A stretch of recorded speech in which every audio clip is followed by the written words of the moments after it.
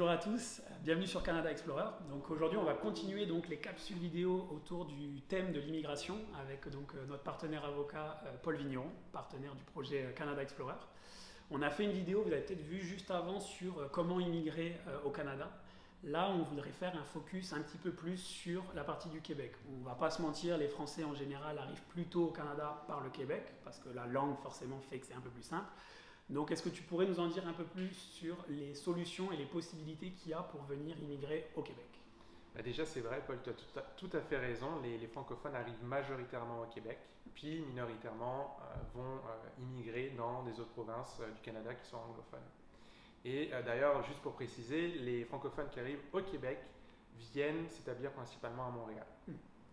Et au niveau du Québec, c'est vrai que c'est important de le comprendre que les règles d'immigration sont différentes, ou du moins il y a des problématiques qui sont différentes par rapport au Québec que les autres provinces. Pourquoi? Parce qu'il y a le problème de la langue. La force du Québec, et ce serait bien que ça le reste, c'est que c'est une immigration qui vise des immigrants francophones, contrairement aux autres provinces qui vont à la fois prendre des francophones et des anglophones indistinctement. Donc c'est vrai que l'une des conditions pour le Québec, c'est de maîtriser la langue française. Et puis là, ce qui est important de comprendre, c'est vraiment est-ce qu'on veut s'établir de manière permanente ou temporaire.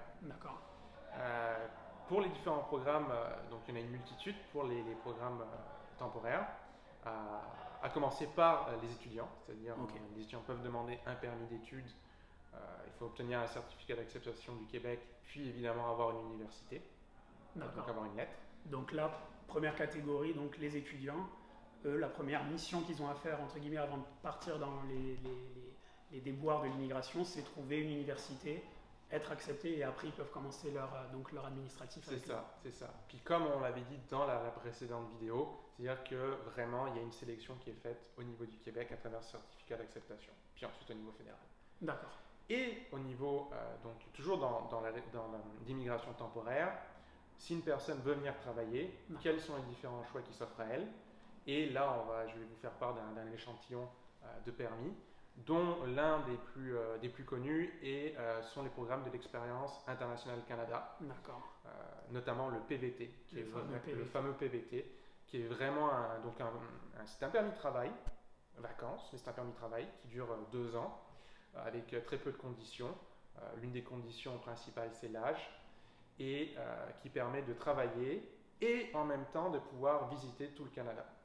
Et c'est l'un des permis qui permet de faire les deux. Pourquoi? Parce que si on immigre uniquement pour le travail, par exemple au Québec, c'est 2 semaines de congé par an, minimum. Et c'est ce l'employeur peut vous accorder minimalement. Donc ça veut dire quoi? Ça veut dire que vous n'aurez pas la possibilité de pouvoir visiter le reste du Canada. Alors que là, avec le PVT, on peut vraiment faire ce que l'on veut. Et surtout, c'est un permis, ce qu'on appelle un permis de travail ouvert. C'est-à-dire qu'on n'est pas lié à un employeur.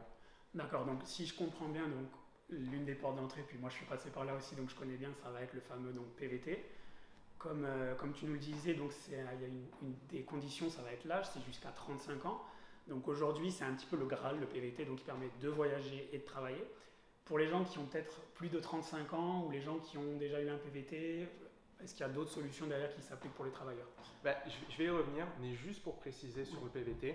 Le PVT, la difficulté de ce programme-là, c'est la chance, parce que c'est un nombre fixe de personnes qui vont être choisies en fait, en fonction des pays.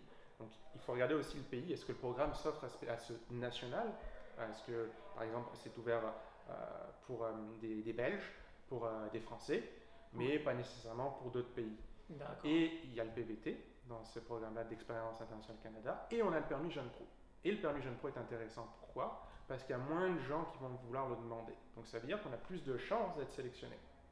Et le permis Jeune Pro, c'est c'est un permis de travail fermé. C'est-à-dire que ça va permettre de pouvoir venir au Canada pendant 2 ans, mais on est lié à un employeur particulier. Donc là, quand on arrive, on est directement avec un employeur, on a les fameuses 2 semaines minimales, comme tu nous disais précédemment. Est-ce qu'il y a aussi, parce que je ne me rappelle pas ou je ne l'ai pas vu, est-ce que c'est aussi avec jusqu'à 35 ans le jeune professionnel? Oui, il y a une condition d'âge, et puis en fait ça va s'adresser surtout à des personnes qui ont déjà une offre d'emploi, c'est-à-dire qu'un employeur est intéressé à vouloir travailler avec ce candidat-là, et ça va accélérer tout le processus. Donc première mission pour la personne qui viserait donc le jeune pro, ça va être trouver un employeur. C'est ça. Donc là, on a vu donc, dans l'expérience internationale Canada, on a vu donc le PVT, le jeune pro. Est-ce qu'il y a d'autres solutions pour les travailleurs? Il y en a un troisième, c'est le permis stage coop. Ouais. Et pour une personne qui dépasse par exemple l'âge de 35 ans, on va dire, les programmes réguliers qui sont pour le Québec le programme de travailleurs qualifiés. Au niveau des programmes qui est plus difficile à obtenir, pourquoi? Parce que le programme de travailleurs qualifiés, il y a ce qu'on appelle, le principe c'est l'EIMT. C'est quoi? C'est une étude d'impact sur le marché du travail. Okay. Ça veut dire qu'un employeur va être autorisé à pouvoir embaucher donc un étranger, un travailleur étranger temporaire, si l'employeur démontre qu'en fait il n'est pas en mesure de pouvoir trouver ou embaucher un citoyen canadien ou un résident permanent. D'accord. Donc dans ces conditions-là, il peut aller chercher un travailleur qualifié. S'il arrive à faire cette preuve-là et à obtenir en premier le fameux EIMT. D'accord. Pour ceux pour qui c'est encore un petit peu compliqué de comprendre tout ça, on a aussi beaucoup d'informations qui vont être partagées sur le site, notamment sur les emplois qualifiés. Tous les emplois ne sont pas considérés comme qualifiés. Il y a une liste qui évolue un petit peu aussi chaque année. Ça, vous pouvez le retrouver sur les articles qu'on partagera sous cette vidéo. Donc là, si je récapitule bien, donc on a vu les étudiants. Là, on a vu les travailleurs avec le fameux PVT et tout ce qui va être l'expérience internationale. Donc on avait aussi donc, le jeune pro et le stage coop. Tout à fait. Et après, on a les travailleurs qualifiés. C'est ça. Et le but du jeu là-dedans, c'est de pouvoir bénéficier d'un permis de travail sans EIMT ou plutôt un EIMT simplifié. Et comment on l'obtient ça? Et bien justement de regarder si l'emploi correspond à un poste qui est en pénurie de main-d'œuvre. Et pour ça, on a une liste qui existe, que vous allez retrouver sur le site du MIDI, c'est-à-dire qu'on appelle l'immigration, francisation et intégration. Avec, par exemple, donc on a vraiment une liste précise, avec, juste pour donner un exemple, en pénurie d'emploi, le directeur ou la directrice des services d'architecture et de sciences. Donc c'est vraiment des intitulés de postes précis, très précis, avec évidemment les tâches qui doivent aller avec en fait. Et là, eux, ils ont une simplification pour cette fameuse étude. C'est ça. D'accord. Super. Donc c'était plutôt clair. Là, on a vu quand même qu'il y a des solutions, toujours comme pour immigrer au Canada, mais au Québec. C'est-à-dire qu'on soit étudiant, qu'on soit travailleur, il y a différentes possibilités. Si vous avez moins de 35 ans, on a vu donc les fameux programmes de l'expérience internationale Canada. Mais à plus de 35 ans, on a aussi les travailleurs qualifiés et d'autres solutions. Je sais qu'il y en a une multitude. Il y en a vraiment une multitude, ne serait-ce que par exemple, là on n'aura pas le temps d'en parler, mais les talents mondiaux, si on veut venir en tant que résident permanent, donc là on va avoir des programmes, la fameuse plateforme Arrima ou le fameux PEQ, c'est-à-dire le programme d'expérience québécoise, on en a vraiment une multitude, ça dépend de la situation de chacun. Donc pareil, donc là on ne va pas pouvoir vous donner à chacun un peu la solution qui est faite pour vous dire à nouveau, il y a une multitude de possibilités. Contactez-nous, envoyez-nous un petit message, on pourra essayer d'analyser la situation. Et si vraiment c'est un projet de vie, vous pouvez aussi rentrer en contact avec Paul Vigneron qui, en fonction de votre profil, pourra vous dire ce qui est fait pour vous pour venir au Québec.